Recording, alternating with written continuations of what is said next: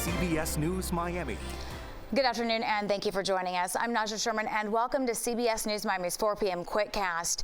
A break in the case of a hit-and-run driver that killed a 76-year-old great-grandmother Monday morning in Miami.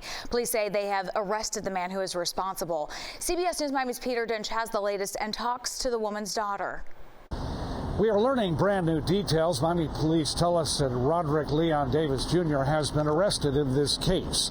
They tell us one witness was very helpful, along with surveillance tape and photos and even evidence from car parts at the scene of the white GMC Terrian that took off at a high rate of speed. The crash took the life of Caritza Ortiz, a grandmother who was crossing Northwest 7th Avenue at 60th Street just after 8 on Monday morning. Officer Kiara Delva said police worked around the clock. A great example of the work put in by the men and women of the traffic homicide unit. They work diligently on each and every one of their cases. So yes, it is a very gratifying feeling being able to tell the family of that victim that the person responsible for killing their mother or their grandmother has since been placed behind bars. I am very happy and very glad and relieved that he was arrested. My mom meant so much, and she deserves justice, and she would have wanted justice herself. So we're very, very, very happy and glad and relieved. The victim's daughter told me her mother might still be alive had the driver actually stopped at the scene. Roderick Davis has been charged with leaving the scene of a crash with a death. We'll have much more on this story coming up at 5. In Miami, Peter Dinch, CBS News, Miami. Police made an arrest in a crash that killed a man out jogging in his Miami neighborhood. It happened last night along Southwest 21st Avenue and 19th Street in Shenandoah. After striking the man, police say the driver crashed into a number of vehicles. A woman in one of those vehicles was hurt. Police say the driver tried to walk away but was stopped by witnesses until officers arrived. He faces numerous charges. Police are investigating an overnight shooting outside of a club in Miami Gardens that left 2 people dead. The gunfire was loud enough to wake people up who live nearby. CBS News Miami's Morgan Reiner spoke to one of them. A trusted source who did not want to go on camera said that everyone who walks into this club behind me, they're patted down to make sure that they don't have weapons on them. That person told me that 4 people were kicked out of the club for fighting, and that once they made it to the parking lot, at some point they had to go to their cars to grab those weapons, and that's when things took a deadly turn. Just after 2:30 Wednesday morning, I was asleep, and then I wake up, next thing I hear, bang. At first I was like, that's some weird sounding fire. And then it kept happening, followed by screaming. I was like, yeah, nope, never mind. I don't think that's fireworks anymore. Sebastian Gonzalez lives across the street from Crew, a club in Miami Gardens on 215th Street and 441. We kind of already figured someone had to be killed. Miami Gardens police said it started with a fight inside of the club. Then it escalated to a shooting outside. One person died in the parking lot, the other at the hospital. Both suspects were detained. As we were able to piece the information together, we realized that we did have all parties on scene. Several people told CBS News Miami that once in the parking lot, a man started beating a woman up right before shots were fired. I asked the public information officer about this. It's too early in the investigation. The detectives, they've been out here all night trying to put this together, and as soon as we get that information, we'll be the first to share it with you all. Investigators combed the scene for hours and towed at least 5 cars away from the parking lot. Miami Gardens police said that they do have video surveillance of the shooting. We have formally requested that video, and at this hour we are also still waiting on the identities of the suspects and the victims. In Miami Gardens, Morgan Reiner, CBS News, Miami. Police are investigating a deadly shooting in Miami's Brownsville neighborhood. Police say a man was found dead around 3 a.m. It happened at the corner of Northwest 43rd Terrace and 27th Avenue. No word yet on the victim's identity or on whether any arrests have been made. Always tracking, always alerting. This is Next Weather. We're tracking a few showers this afternoon and the return of Saharan dust. Yes, and that's, I think, going to pretty much shut off rain chances over the next few days. And Naja, good to see you here. But I'll show you, currently, we do have some showers and even some thunderstorms, particularly across the local waters here. And these will continue heading off towards the Keys over the next few hours here and even through the overnight hours. But for the most part, we still have this southeast breeze, right, that's pushing all the storms towards the other side of the peninsula. So what we're looking at here is just not much in the way of any significant rainfall as we see it right now. I want you to take a look at the next 7 days, though, as the Saharan air does begin to move in.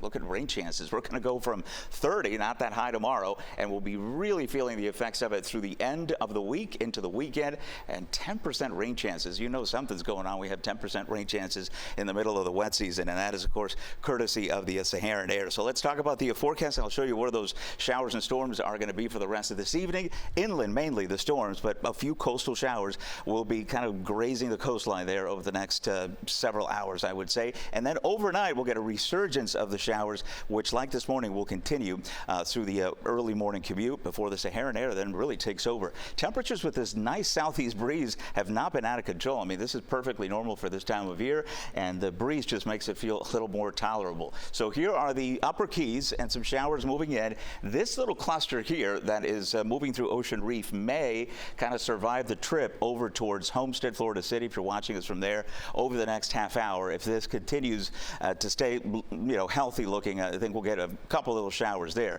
And then this cluster here is moving towards the west, so you can see one feature there almost arriving in Marathon, so you'll get a little bit wet through the next half hour, an hour. There's next for the rain tracker for the rest of the evening, depicting quieter conditions. You see the blow of the thunderstorms. Everything ends up with this pattern, as we've been talking about across the Gulf, because the wind is out of the southeast. The storms don't steer themselves. They depend on the wind flow, and that's what we have going here. Now, overnight, this pattern also favors overnight showers developing along the warm waters here. So you see this little stream. This is not going to be particularly heavy or severe or anything like that, but that will begin as we push this towards 6 a.m. You'll be with Shane in the morning and may have tracking a couple little showers here for the morning commute, but that would be it. And then again, through the afternoon, the coverage will get focused towards western side of Florida. Still tracking the dust from all the way from the eastern Atlantic, but it does arrive tomorrow late. You can see the leading edge of it there.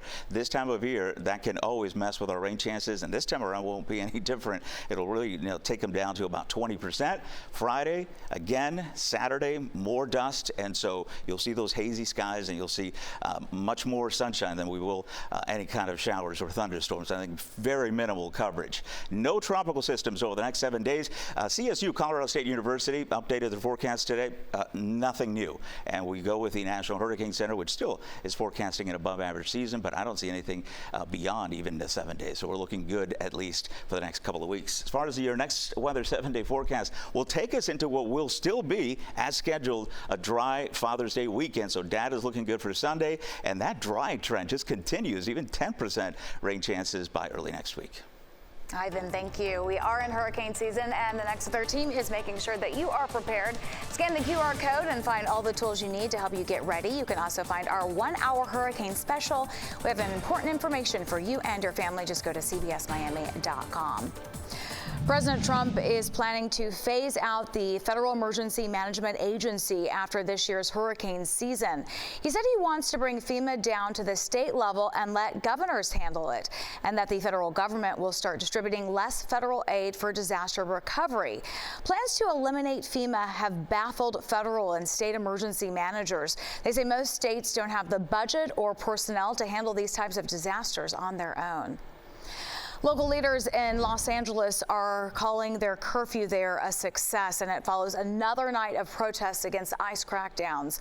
The president defending his decision to deploy the National Guard and Marines to LA.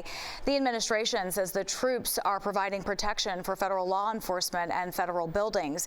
Activists nationwide are planning more and even larger demonstrations in the coming days. The so-called No Kings events across the country will coincide with President Trump's planned military parade through Washington on Saturday. There are planned protests here in South Florida on Saturday. Protesters set to gather in front of the Torch of Friendship in downtown Miami, Pride Park in Miami Beach, and North Young Circle in Hollywood. When we come back, Fort Lauderdale-based Silver Airways has shut down, stranding thousands of travelers. What they're telling customers next. Imagine shopping without a credit card, an app with no interest. It is very popular, but there's a catch. I feel like people don't understand that there are repercussions. I'll tell you about the true cost of buy now, pay later. Thursday at 5:30. Welcome back to CBS News Miami's 4 p.m. Quickcast. A Doral man accused of posing as a cosmetic surgeon has been arrested again. He's facing more charges of practicing medicine without a license. CBS News Miami's Terry Hornstein is in Miami with the report. These two men facing new charges for practicing medicine without a license. One of them advertising his services on Instagram. How one woman says she became a victim. Practicing medicine without a license. More charges for a well-known Instagram doctor, who police say was never a doctor at all. On these cases, he's holding himself out online on an Instagram page that he's a cosmetic surgeon. Back in March, we told you about Wilson Munoz Suarez, who is accused of performing cosmetic surgery on a woman without a license to do so. And he does not have any medical license in the state of Florida. Munoz Suarez has a large Instagram following, where police say that woman found him. Les recuerdo que a medida que envejecemos también. Also in court, his alleged colleague, Manuel Jose Lazaro. Acting as an unlicensed healthcare professional causing serious injury. Their attorneys with little to say. No comment at this time. Not at all? No, I'm standing silent. Thank you. Nothing about the charges against him. Both men were given a $7,500 bond. In Miami, Terry Hornstein, CBS News, Miami. Fort Lauderdale-based Silver Airways has ceased operations. The shutdown stranded travelers at 5 Florida airports, including FLL, and locations in the Bahamas and the Caribbean.